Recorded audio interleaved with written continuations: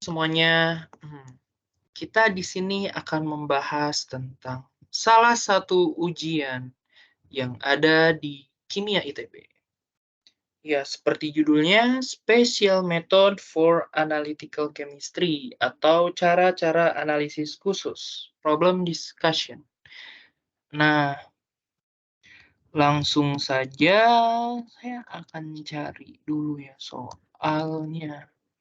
Sebentar ya. Gimana presentingnya? Oke.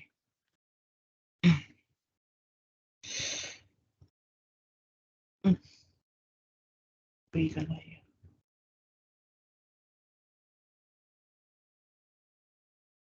Ya, layarnya sudah terlihat.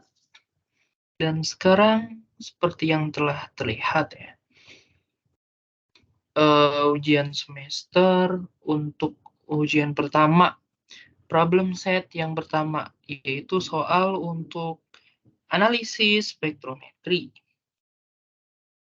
Di sini disebutkan ya, analisis arsen dalam air laut dapat dilakukan menggunakan metode ICP-MS. Untuk keperluan ini, sampel air laut dianalisis tanpa perlakuan awal terlebih dahulu. Berarti yang kita ketahui di sini bahwa sampelnya tidak ditreatment atau tidak ada perlakuan khusus di awal. Nah, sampel tersebut langsung dianalisis menggunakan metode penambahan standar dengan mengukur kelimpahan arsen pada M per Z sama dengan 75. Dan hasilnya dirangkum dalam tabel berikut. Di sini ada serangkaian tabel yang berisi volume standar yang ditambahkan, volume sampel, dan volume air yang ditambahkan ke dalamnya, serta intensitas.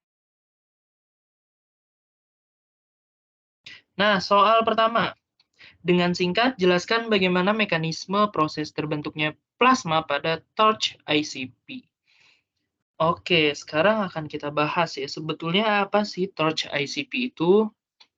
Kalau kalian tahu, bentuk ICP itu kan dia agak panjang gitu ya, di bagian ujungnya gitu. Jadi misalnya saya gambarkan seperti ini. Ini adalah torch sambungan untuk sampel, sedangkan di sini itu untuk aliran gas yang dimasukkan. Ini dari nebulizer ya.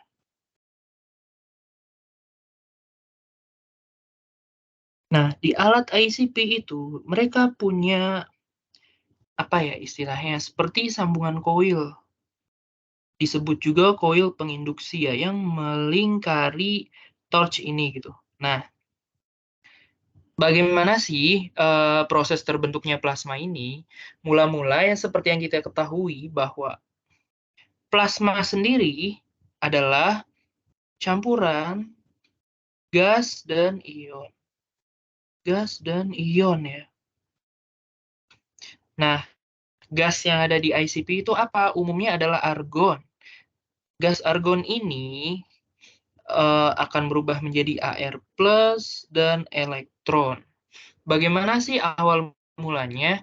Pertama-tama di koil yang kita ketahui ini, sebentar ya. Ini saya geserkan saja agar tidak mengganggu. Saya akan memberikan warna kuning kali. Pertama-tama di bagian koil penginduksi ini, agar kalian tidak bingung, sebutannya koil penginduksi. Akan dialirkan sejumlah besar radiofrekuensi,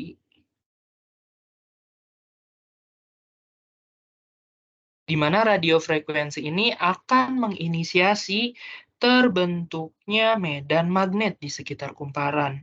Nah, medan magnetnya itu kemana? Mereka arahnya akan ke arah dalam. Seperti itu, sesuai kaidah tangan kanan. Jika si koilnya itu menghadap ke arah kita gitu ya, jadi sesuai kaidah tangan kanan.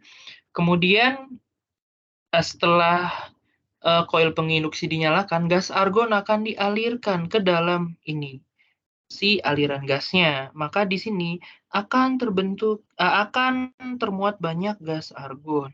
Nah, gas argon sendiri ketika dia mencapai sekitar aliran kumparan, itu dia masih berbentuk seperti gas argon ya, tetapi di alat tersebut akan dipantik dengan suatu pemicu namanya Tesla discharge. Di sekitar sini ya, ada Tesla discharge atau spark. Jadi diberikan suatu tegangan tinggi sehingga dia akan memunculkan bunga api gitu ya, atau spark ya istilahnya. Nah, spark ini akan menginisiasi pembentukan dari argon 0 menjadi argon plus dan elektron. Di mana argon plus dan elektron ini dia akan bermuatan sehingga dia akan berinteraksi dengan medan magnet di sekitar kumparan. Nah, karena adanya interaksi tersebut sehingga saya ganti warnanya di biru ya. Si argon dan elektron tadi akan bergerak anular atau berputar-putar di sekitar kumparan tersebut ya. Seperti yang saya gambarkan. Nah, adanya perputaran terus-menerus di dalam aliran gas ini terutama karena banyaknya partikel-partikel argon tersebut, gesekan antara ion argon dan elektron akan menimbulkan adanya resistansi. Sebentar. Gesekan antara besaran. Sebentar ya. Nomor 15 ya. Gesekan antara argon dan elektron menyebabkan terlalu tebal ya. Sebentar, nomor 8. Antara argon dan elektron menyebabkan resistansi.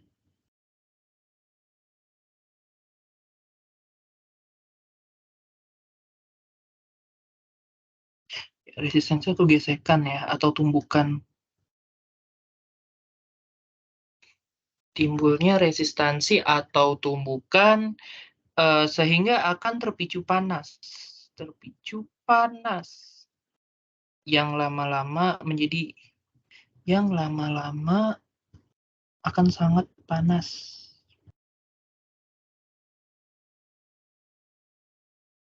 Disebut sebagai pemanasan Ohm. Nah, pemanasan ini yang kemudian akhirnya membentuk plasma. Karena temperaturnya bisa mencapai sekitar 10.000 Kelvin. Jadi begitulah mekanisme terbentuknya plasma pada ICP-MS. Oke, kemudian kita lanjut ke set test nomor B. Sebentar, saya cari kalkulator. Menurut saudara, ini di copy saja ya.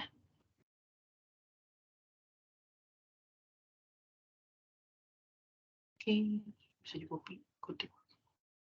Ya. Menurut saudara, jenis gangguan seperti apa sih yang dominan ditemui pada analisis arsen dalam air laut jika tidak dilakukan preparasi sampel terlebih dahulu? Kira-kira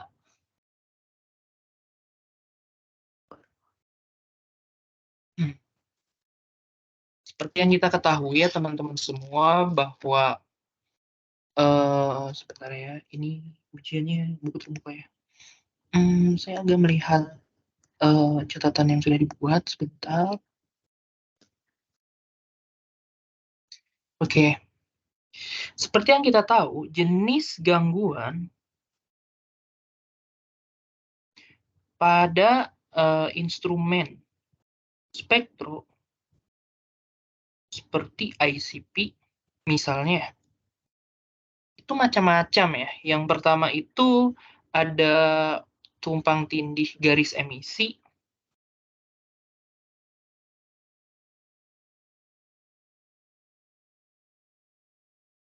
Tumpang tindih garis emisi ini misalnya untuk analisis PT dan CR ya. untuk analisis platina, kita tahu bahwa panjang gelombang dari platina itu sekitar 267,716 nanometer. Jadi misalnya pada ICP dia akan terbaca lebih tinggi dari itu karena adanya tumpang tindih garis emisi. Kenapa sih ada tumpang tindih garis emisi?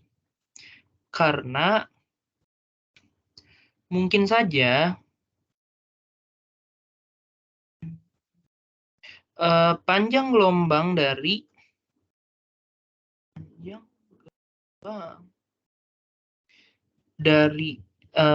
emisinya PT dan CR ini hampir sama atau berdekatan ya.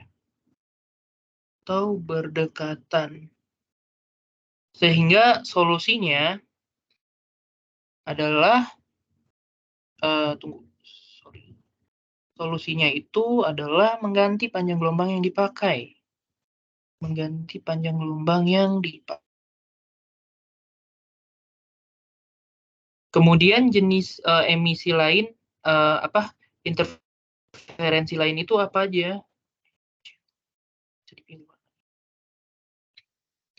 Ada juga misalnya tumpang tindih parsial garis emisi.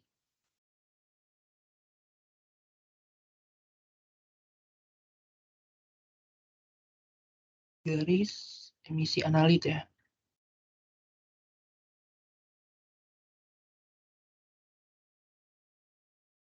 Dengan unsur lain misalnya ya. Unsur lain yang ada pada sampel. Ini bisa juga karena adanya gangguan matriks gitu ya misalnya.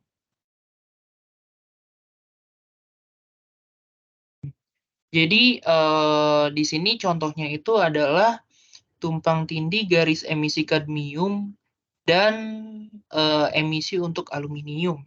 Misalnya kita tahu bahwa panjang gelombang dari CD itu sekitar 214 nanometer. Dia akan ditampilkan seperti ini. Pakai warna ungu saja ya. Nah, yang ini itu misalnya adalah aluminium. Dan garis yang ini untuk kadmium ya. Oke, itu yang kedua. Karena tidak cukup, kita lanjutkan di slide berikutnya ya. Untuk yang ketiga, itu bisa juga karena terdapatnya sinyal background. Background atau latar belakang.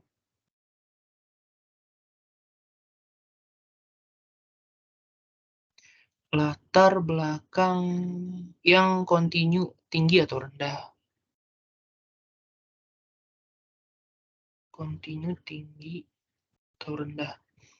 Misalnya di sini ada analisis Wolfram dengan latar belakang aluminium ya. Misal, kita tahu bahwa Wolfram memiliki panjang gelombang 207 nanometer. Itu kira-kira bentuknya akan seperti ini. Tetapi karena adanya gangguan spektral dari latar belakang aluminium, dia akan menutupi sepanjang noise atau bising dari si sampel yang kita ketahui gitu ya. Misalnya ini wolfram dan ini adalah aluminium. Tapi mengingat ini yang ditanyakan adalah pada analisis arsen yang tidak dilakukan pre-treatment untuk preparasi dan alat yang digunakan adalah ICP jenis MS gitu untuk detektornya gitu ya, bukan yang optical emission spectro. Kita juga tahu apa sih yang paling dominan kemungkinan gitu untuk yang tidak di pre-treatment. Jadi kemungkinan gangguan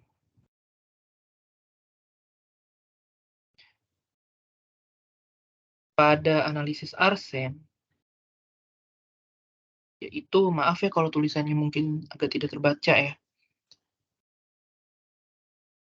Pada analisis arsen gitu.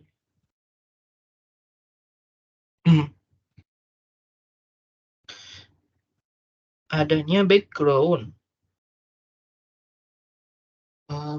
ya. Sorry, adanya interferensi akibat matriks yang memiliki nomor massa gitu ya, atau isobar gitu ya, nomor massa yang sama atau isobar yang sama. Karena kita tahu bahwa misalnya di soal ini diketahui dia M per Z-nya adalah 75 ya untuk arsen gitu ya. 75. Mungkin saja ada senyawa lain,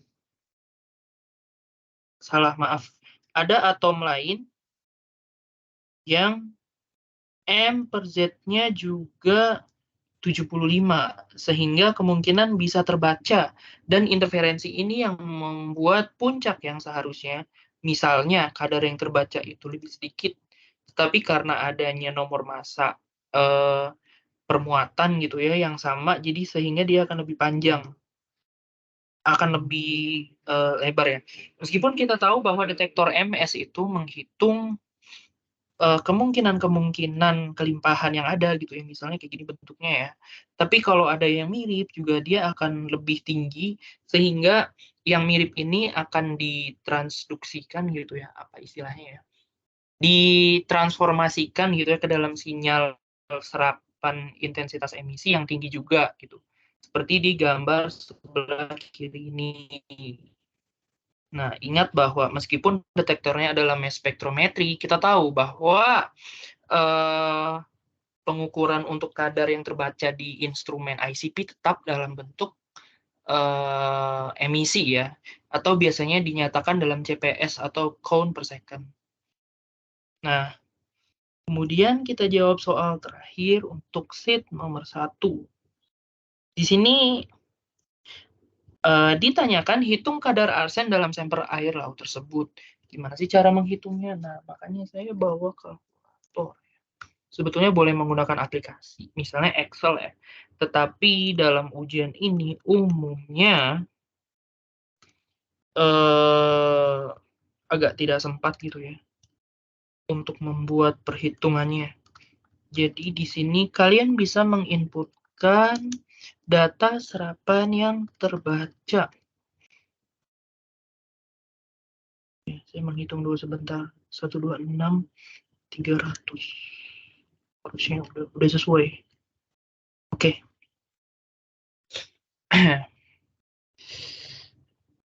Metode penambahan standar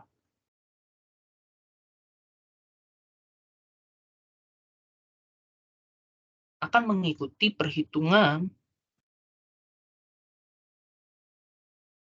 sesuai dengan penurunan rumus Lambert-Beer. Seperti apa? S sama dengan K dikali C. Nah, kita kan tahu bahwa Lambert-Beer itu A sama dengan epsilon BC ya, di mana ini juga bisa K per C. Tetapi kita ikut yang seperti ini, S sama dengan K per C. Nah, karena terdapat konsentrasinya itu untuk sampel dan standar, maka dia akan dijumlahkan. Konsentrasi standar dikali volume standar per Vx ya. Vx itu untuk sampel ditambah K C untuk sampel dibagi volume sampel per volume standar ditambah volume sampel. Atau bisa kita sederhanakan Vx plus Vx ini sebagai V total. Sehingga persamaan tersebut bisa kita sederhanakan lagi menjadi K dikali CS Vs per V total, atau sebentar, ini aja ya, CX Vx per V total. Nah, kalau kita jabarkan secara lebih rinci lagi, maka persamaannya akan menjadi K CS Vs, untuk mempermudah ya, per V total ditambah K CX Vx per V total. Nah, di dalam soal ini, kita membuat suatu regresi gitu ya. Regresi yang linier, di mana X-nya itu adalah volume standar yang ditambahkan, dan Y-nya itu adalah intensitas. Sehingga akan diperoleh persamaan regresi sebagai Y sama dengan A plus BX gitu ya. Atau agar persamaannya menjadi sama, BX plus A gitu ya. Nah, setelah saya hitung, ternyata hasil A di sini adalah 11.480 dan hasil B-nya itu adalah 11.208 ya. Nah, sesuai dari persamaannya, maka S itu sebagai Y gitu ya. Pakai warna kuning aja nanti ya. KCS per V total VS ditambah KCX VX per V total. Kita tahu bahwa S ini berkorelasi dengan Y, VS ini berkorelasi dengan X, dan si variabel interceptnya ini adalah A.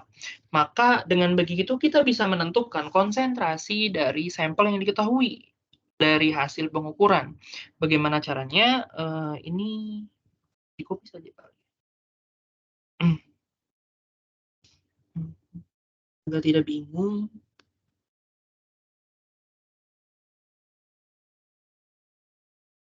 Tadi A itu adalah 11.000, jangan pakai titik, 11.400, ya 480.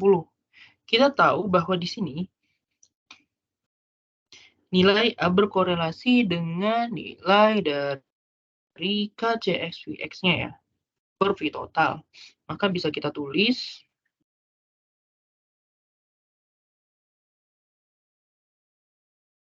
X per V total. Sehingga kita akan menemukan nilai K-nya itu berapa untuk perhitungan konsentrasi sampel. Sebentar. KCSVS. Ada yang salah deh.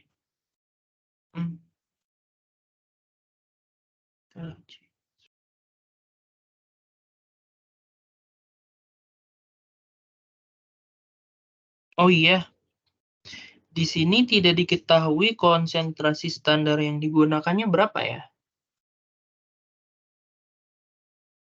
Oke. Maaf, kita ulangi pada pembahasan sebelumnya. Misalnya kita pakai nilai yang B ya, koefisien B itu bernilai 11.208 ya. Maka kita akan memasukkan persamaannya, kita tulis saja ya. KCS per V total VS ditambah KCX VX per V total. B itu akan sama dengan KCS per V total, sehingga nilai K dapat ditemukan ya. K akan sama dengan VT dikali B per konsentrasi standar. Nah, untuk mempermudah perhitungan, maka kita masukkan nilai K berikutnya untuk intensitas saat VS-nya sama dengan 0, yaitu Y akan sama dengan A. Atau S hanya akan sama dengan KCXVX per V total. Tadi kita ketahui ya bahwa nilai A itu adalah 11.480.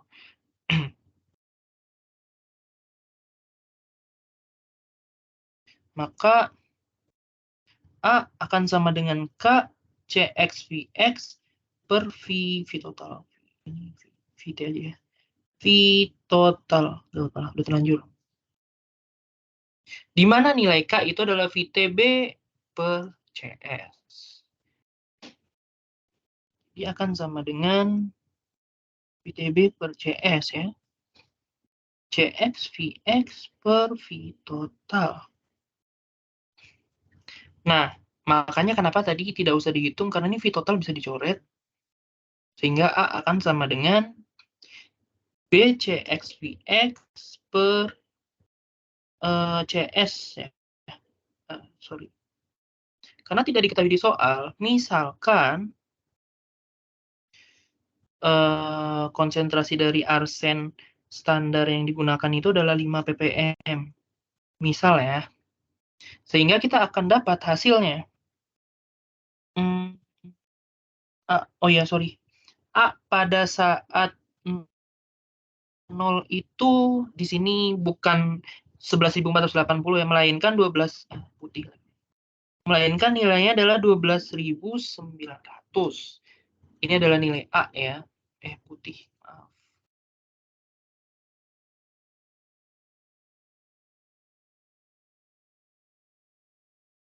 Sehingga kita bisa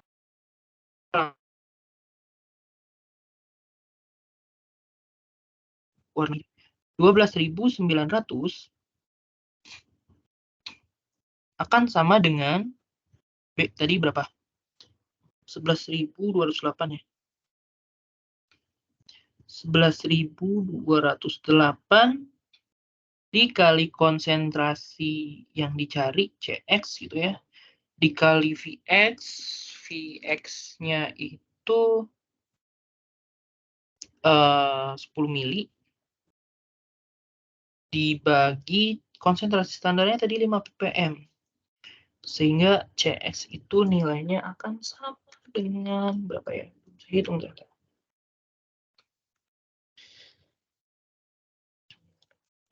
Ya.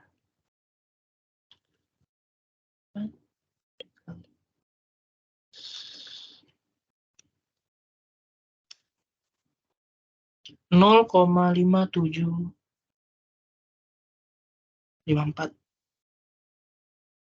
pm, atau bisa dibulatkan jadi 0,58 ppm.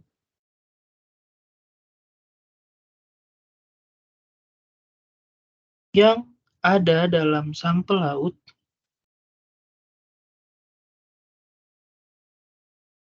tanpa